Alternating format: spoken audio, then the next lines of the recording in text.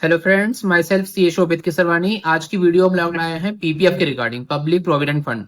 तो कुछ important point discussion करेंगे कि पीपीएफ होता क्या है, कितना इन्वेस्टमेंट कर सकते हैं, क्या माइनर एक पीपीएफ अकाउंट ओपन कर सकता है, लॉक इन पीरियड क्या होता है, इंटरेस्ट रेट क्या होता है और कंपेरेटिव टू कैसे एफडी के कंपैरिजन में इंटरेस्ट रेट क्या है इसका, उसको भी हम लोग समझेंगे कि क्या पार्शियल विड्रॉल कर सकते हैं, क्या एक से ज्यादा पीपीएफ अकाउंट ओपन कर सकते हैं, क्या हम पीपीएफ के जो इन्वेस्टमेंट हमने किया है उसमें हम उसके अगेंस्ट लोन ले सकते हैं क्या, और अर्ली मैच्योरिटी कैसे कर सकते हैं। तो इन सारे क्वेश्चंस का आंसर हम लोग देंगे और स्टार्ट करते हैं।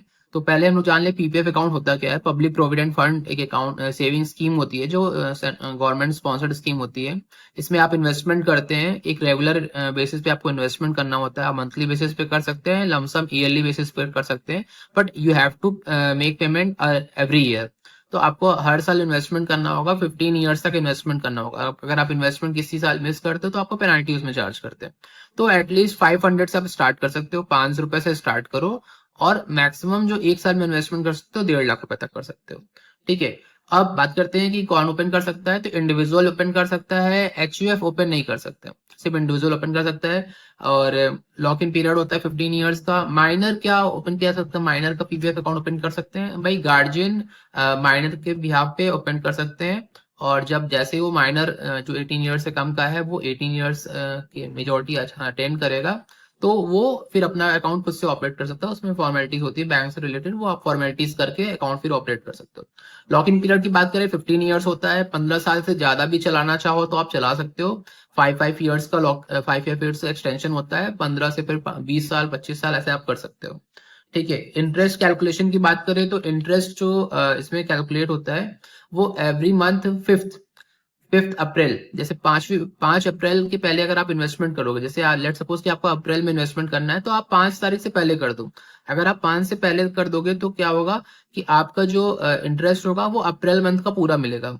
अगर आप 5 के बाद करते हो, मतलब 6 को करते हो, तो उस महीने का इंटरेस्ट नहीं मिलेगा।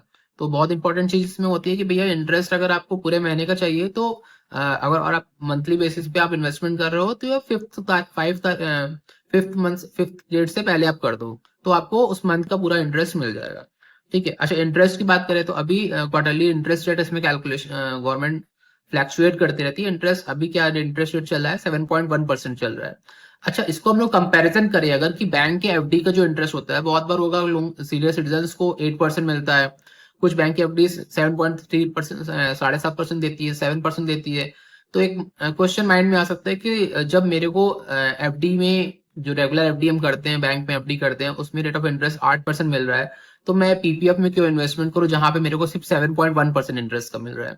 तो कंपैरेटिव में आपको थोड़ा सा एनालिसिस करके बताता हूँ कि लेट सपोज कि आपको एक नॉर्मल बैंक जो शेड्यूल बैंक है या कोई कॉमर्शियल बैंक है जो आपको 8% का इंटरेस्ट रेट दे रहा है, और एक बार के लिए मान लेते हैं कि आपकी जो सैलरी है आप 30% टैक्स स्लैब में हो, मतलब आपकी सैलरी अराउंड 24 लाख के अराउंड साल की है, तो आपने एफडी करी है तो उसमें इंटरेस्ट मिलता है। 8% बैंक आपको ऑफर कर रहा है इंटरेस्ट एफडी पे। ठीक है। ये इंटरेस्ट जब बैंक से मिलता है तो उसमें टैक्स लगता है। वो 30% के अगर आप स्लैब में हो, तो लेट सपोज कि अगर 8% का एफडी का इंटरेस्ट है और 30% टैक्स लग रहा है, तो मतलब आपको इफेक्टिवली 2.4%, 8 का 30% 2.4% आपको टैक्स में चला जाएगा। तो आपको नेट जो इंटरेस्ट का बेनिफिट मिलेगा वो 5.6% का मिलेगा। अब आप कंपेयर खुद से कर लो कि 5.6 वर्सेस 7.1 जो अभी आपका पीपीएफ में चल रहा है। ठीक है। लेकिन ध्यान रहे कि पीपीएफ में लॉक इन भी होता है, तो उसका भी एक थोड़ा सा लोग ड्रॉबैक समझते हैं। ठीक है। तो आइए बात कर लें कि क्या 15 ईयर्स के पहले हम निकाल ही नहीं सकते हैं।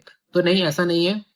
आप प्री मैच्योरिटी उसमें होता है कि आप पहले भी मैच्योर करा सकते हैं, लेकिन उसके लिए कंडीशन होती है कि एटलीस्ट, तो कंडीशन होती है कि भाई किस ग्राउंड पे आप उसको प्री मैच्योर कर सकते हो। पहले भी मतलब आप चाहते हो कि 15 साल में नहीं चलाना है, कुछ ऐसी कंडीशंस है गवर्नमेंट ने बताई है।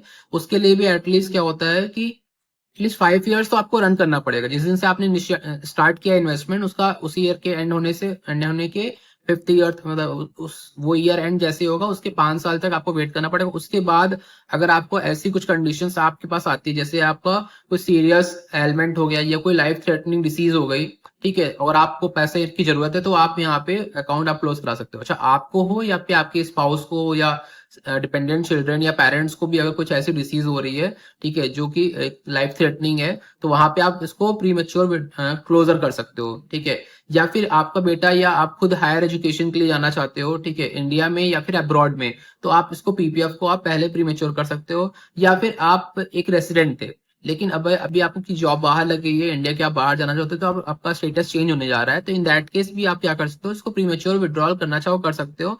ठीक है, ध्यान रहे प्रीमेच्योर आप विड्रॉल तो कर, इसको प्रीमेच्योर क्लोज तो कर सकते हो, क्लोज कहेंगे इसको, बट इसमें 1% की पेनाल्टी लगेगी। पेनाल्टी कैसी होगी, लेट्स सपोज के भी 7.1% का इंटरेस्ट लग रहा है, या फिर जो भी इंटरेस्ट रेट पूरे टेन्योर में चल लगा आपका, उसका 1% वो आप पूरा रिड्यूस करके तब आपको वो पैसा मिलेगा। ठीक है, अगर हम बात करें कि पार्शियल विड्रॉल की, तो पार्शियल विड्रॉल भी अभी हम लोग जो बात किए थे वो क्या था कि वो हम लोग क्लोज करा रहे थे। ठीक है, प्री मेच्योरिटी क्लोज करा, मेच्योरिटी से पहले हम क्लोज करा रहे थे। ठीक है, अभी क्या पार्शियल विड्रॉल की बात करते हैं। पार्शियल विड्रॉल कैसे होता है, इसमें इसका रूल होता है पार्शियल विड्रॉल का कि आप 7th ईयर, जैसे आपका इस ईयर आपने सब्सक्रिप्शन किया, ठीक है, उस ईयर एंड होने के एंड हो जाएगा, उसके बाद 5 ईयर्स और वेट करना पड़ेगा, लेकिन लगभग मतलब 7th ईयर से स्टार्ट कर सकते हो आप। इसमें आप चाहो तो आप इसमें 50% पैसा विड्रॉ कर सकते हो। 50% कैलकुलेशन कैसे होगी वो भी समझो, उसका भी रूल है कि 50% कैलकुलेशन कैसे होगी। तो वो जो 6 ईयर, अभी जैसे ईयर एंड हुआ है, 6 ईयर हुआ है, उसका बैलेंस देखेंगे, उसका 50% ले सकते हो आप। या फिर पिछले 4 साल का जो, जस्ट पिछले 4 साल का जो ईयर एंड का बैलेंस था, उसका 50%, दोनों में से जो लोअर होगा वो पैसा आप पार्शियली विड्रॉ कर सकते हो 50%। अच्छा, साल में एक ही बार विड्रॉ कर सकते हो। पार्शियल विड्रॉल के अलावा एक ऑप्शन और है पैसा निकालने का, अगर आपको 15 साल से पहले पैसा निकालने हैं तो आप लोन भी ले सकते हो, अपने ही इन्वेस्टमेंट के अगेंस्ट में आप लोन ले सकते हो। ये लोन कब ले सकते हो, 3rd ईयर से स्टार्ट होता है और 7th ईयर तक आप ले सकते हो। ठीक है, तो लोन में इसमें क्या होता है, 1% इंटरेस्ट आपको एक्स्ट्रा पे करना होता है। कितना लोन ले सकते हो, तो मैक्सिमम 25%, जो 2nd ईयर एंड हो रहा है उसका जो बैलेंस आएगा उसका 25% मैक्सिमम आप लोन ले सकते हो। तो आई होप ये क्लियर हो गया कि पीपीएफ के क्या क्या रूल्स थे और हमें कैसे क्या क्या बेनिफिट्स मिला। इंटरेस्ट रेट भी हम लोगों ने कंपैरिजन कर लिया। लास्ट पॉइंट आता है कि अगर आपकी लेट सपोज की आपकी डेथ हो जाती है, तो इन दैट केस क्या होगा, तो आपका क्या लीगल एयर या कोई नॉमिनी जो होगा वो इसको कंटिन्यू कर सकता है, तो नहीं, वो कंटिन्यू नहीं कर सकता, अकाउंट क्लोज कराना पड़ेगा आपको। और बहुत इंपॉर्टेंट चीज ध्यान जरूर रखिए कि कोई भी अकाउंट आप ओपन करिए, चाहे